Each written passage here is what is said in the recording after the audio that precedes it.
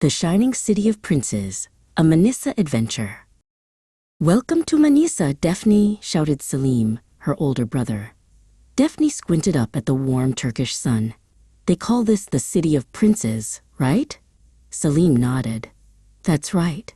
Ottoman princes, called Seyzadis, trained here to become sultans.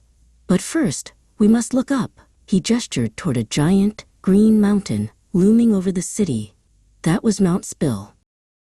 Mount Spill, or Spildagi, is a national park famous for its ancient cedar forests and wild tulips that bloom in spring.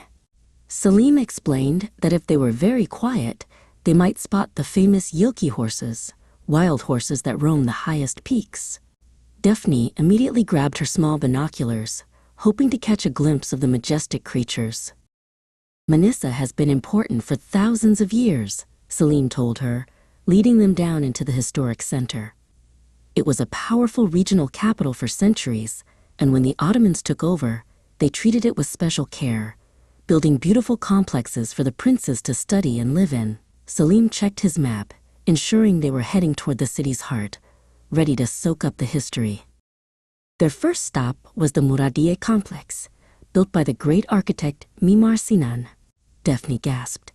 The complex included a beautiful mosque, a library, and a soup kitchen, all tiled with stunning Iznik ceramics. Blue, turquoise, and coral colors shimmered in the light. It felt like walking into a sparkling jewel box. "Now for the most famous fact about Manisa," Selim announced, pulling out a little colorful packet. "Mesir Makunu. This special paste is a sweet, chewy candy made from 41 different spices and herbs, and it's believed to make people stronger and healthier." Daphne hesitated. It smelled very spicy. "They celebrate this paste with a huge festival every March," Daphne learned. "It's called the Mesir Paste Festival, and it's been going for 500 years. The most exciting part is when people throw thousands of packets of the paste from the minarets of the Muradiye Mosque." Daphne imagined the colorful candy raining down on the joyful crowds below. Selim led her away from the square toward a massive rock formation. "Manisa is also home to mythology," he said.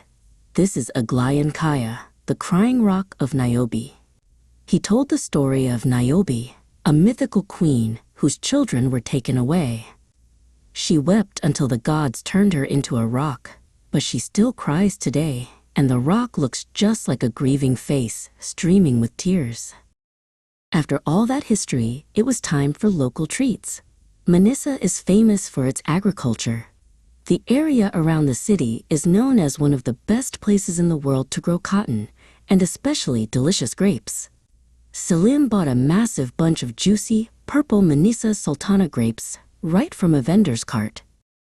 Daphne settled down in a quiet park to sketch the imposing view of Mount Spill.